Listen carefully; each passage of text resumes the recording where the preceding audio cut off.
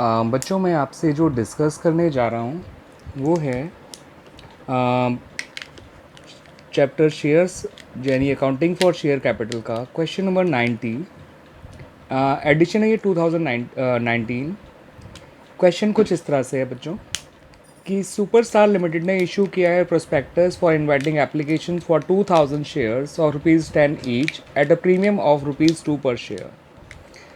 Amount कुछ इस तरह से पेबल है 3 ऑन एप्लीकेशन जिसमें 1 प्रीमियम के हैं, 4 ऑन अलॉटमेंट जिसमें 1 प्रीमियम के हैं, 3 on first call and 2 on final call. यानी कि 2+1 एप्लीकेशन पे, 3+1 अलॉटमेंट पे, 3 फर्स्ट कॉल पे और 2 सेकेंड कॉल पे। इस तरह से कंपनी ने पैसा मांगा है।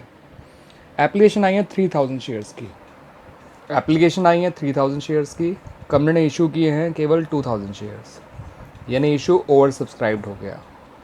अब क्योंकि ये वो इशू ओवर सब्सक्राइब्ड है तो कंपनी सबको तो शेयर दे नहीं सकती, तो कंपनी ने क्या ऑप्शन अप्लाई किया, कंपनी ने जितने भी शेयर उसको देने थे वो 2400 एप्लीकेंट्स को दे दिया गया। Applicants for 2400 get all these 2000 shares. अब जो मांगने वाले बचे हैं दैट इज़ 600, उनको एक भी शेयर नहीं मिला। तो इसमें इन्होंने 2 कैटेगरीज बना दी, एक प्रोराटा कैटेगरी और दूसरी बना दी रिजेक्टेड कैटेगरी। तो देखिए बच्चों, मैंने आपको कहा भी था हमेशा पहले ही लिख लिया करिएगा कैटेगरी, शेयर अप्लाइड और शेयर अलॉटेड।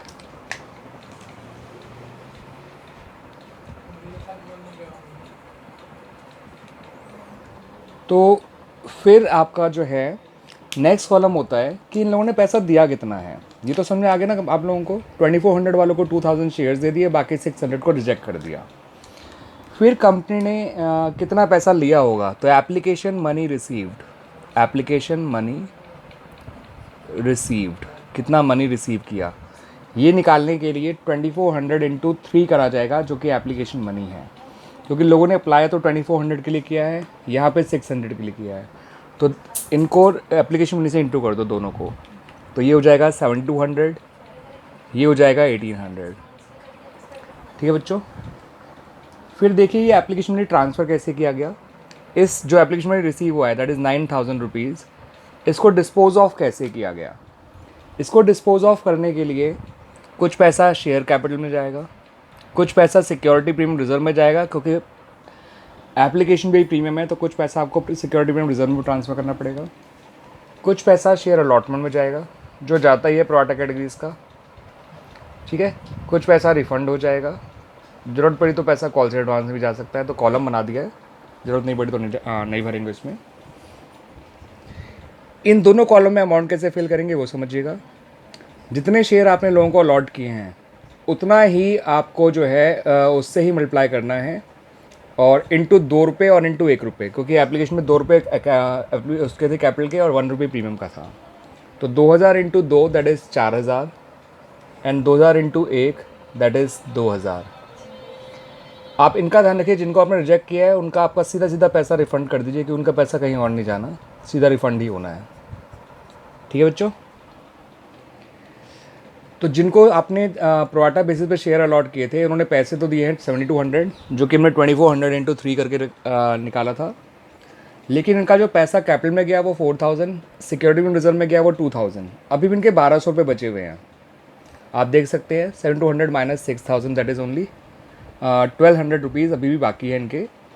तो अब जो है हमें ये देखना है कि इनको जब अलॉटमेंट देनी है तो कितने रुपए देनी होगी इन फ्यूचर। इनको फ्यूचर में जो अलॉटमेंट देनी है, यानी जब आगे जब उनसे अलॉटमेंट मांगी जाएगी तो वो 2000 शेयर पे देनी है, और ₹4 के हिसाब से 8000 रुपये बनते हैं उसके। तो अलॉटमेंट के हैं 8000, और फालतू मनी केवल जो एक्सेस मनी आया हुआ है वो 1200 रुपये है, तो जो 8000 से कम ही है। तो अगर excess money amount due on allotment से कम होता है तो हम एक्सेस मनी को ही ट्रांसफ़र करते हैं अलॉटमेंट में 1200 रुपये को। इसका मतलब ये हुआ उन्हें 6800 रुपीज़ इन फ्यूचर बाद में देने होंगे। ठीक है बच्चों।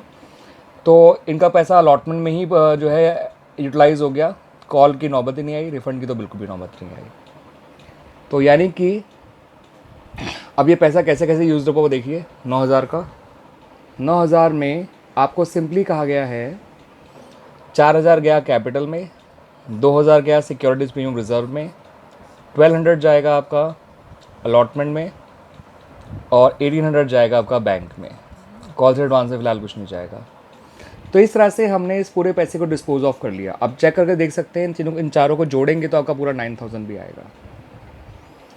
और फिर आपको बताया था कि शुरू की 2 एंट्रीज़ करना आपके लिए बड़ा इजी हो जाएगा, बड़ा कन्वीनियंट हो जाएगा जब आप शुरू की 2 एंट्रीज़ बनाएंगे। फिर क्वेश्चन को हम आगे बढ़ते हैं। क्वेश्चन में कहा गया कि रमेश, जिसको 40 शेयर अलॉट किए गए थे, उसने ना अलॉटमेंट मनी पे किया और ना ही फर्स्ट कॉल मनी पे किया, और उसका शेयर फर्स्ट कॉल के बाद ही फॉरफिट कर लिया गया। दूसरा बंदा राजेश है, जिसके 72 शेयर अप्लाइड दे रखे थे और उसने दोनों कॉल नहीं दी, उसका शेयर सेकंड कॉल के बाद फॉरफिट किया गया होगा। ठीक है।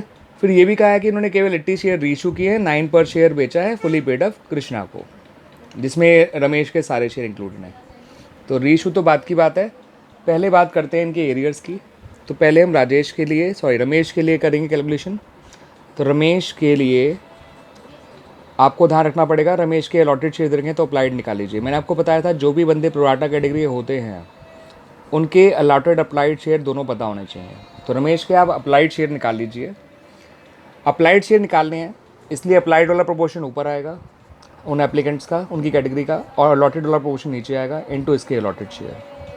इससे रमेश के अलॉटेड शेयर निकल के आ जाएंगे, अप्लाइड शेयर यानी 48।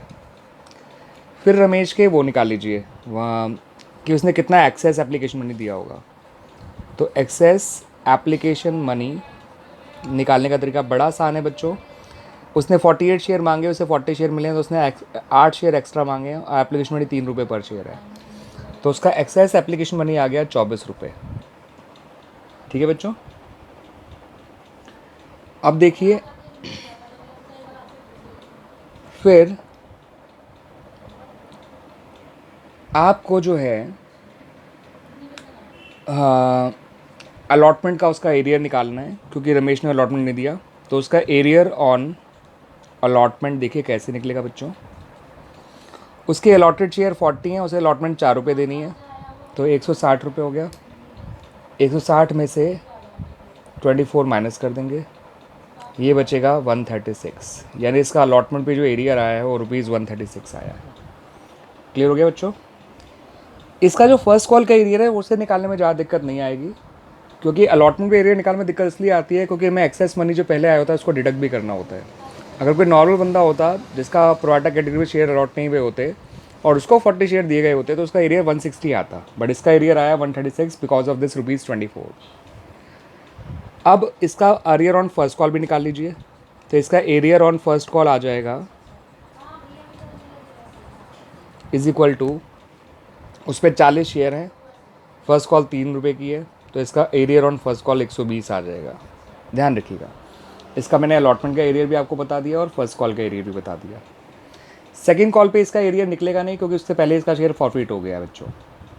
अब आ जाइए राजेश पे। देखिए राजेश जो है वो अलॉटमेंट दे चुका है, तो उसके लिए अलॉटमेंट का एरियर निकालने वाला स्टेप नहीं फॉलो करना पड़ेगा। लेकिन राजेश के लिए एटलीस्ट आपको उसके अलॉटेड शेयर जरूर निकालने पड़ेंगे, क्योंकि उसके अप्लाइड शेयर गिवन है। राजेश भी इसी कैटेगरी को बिलोंग करता होगा, प्रोराटा कैटेगरी। तो इसके जब आप अलॉटेड शेयर निकालोगे राजेश के, तो कुछ ऐसे निकालिएगा बच्चों। Allotted share is equal to, इस बार 2000 ऊपर रखिएगा क्योंकि जो निकालना है उसका प्रोपोर्शन ऊपर रखिए, इंटू अप्लाइड का प्रोपोर्शन नीचे, इंटू जितने इसके अप्लाइड थे, ये आ जाएगा 60 शेयर्स। ध्यान रखिएगा उसके जो शेयर अलॉटेड हुए हैं वो 60 हैं, अप्लाइड का कोई काम नहीं है। ठीक है। और इसने अलॉटमेंट दे दिया तो उसका अलॉटमेंट एरिया मत निकालिए, सीधा फर्स्ट कॉल पे एरिया निकालिए। तो इसका फर्स्ट कॉल का एरिया और सेकंड एंड फाइनल कॉल का एरिया निकाल लीजिए। तो वो निकलेगा सिंपल। इसके बाद 60 शेयर हैं 3 रुपये, 60 शेयर हैं 2 रुपये, ये आ जाएगा 180, ये आ जाएगा 120। तो 180 और 120 ये इसके एरियर निकला है। ठीक है बच्चों, these are the arrears of Rajesh, और इसका शेयर सेकंड कॉल के बाद फॉरफिट है, इस बात को ध्यान रखिएगा। तो बच्चों ये वर्किंग समझ में आ गई आप लोगों को। जब ये वर्किंग हो जाती है तो उसके बाद बच्चों बिल्कुल भी क्वेश्चन में कोई मुश्किल नहीं है, क्वेश्चन बड़ा आसानी से बन जाएगा। आप देखिए कैसे बनेंगे entries. I am running this.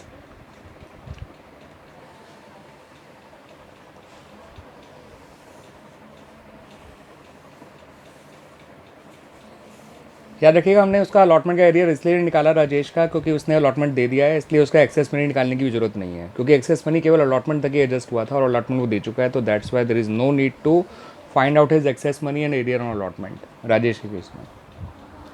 इसने भी अगर अलॉटमेंट नहीं दिया होता तो इसके लिए भी वो काम करते बच्चों, ठीक है।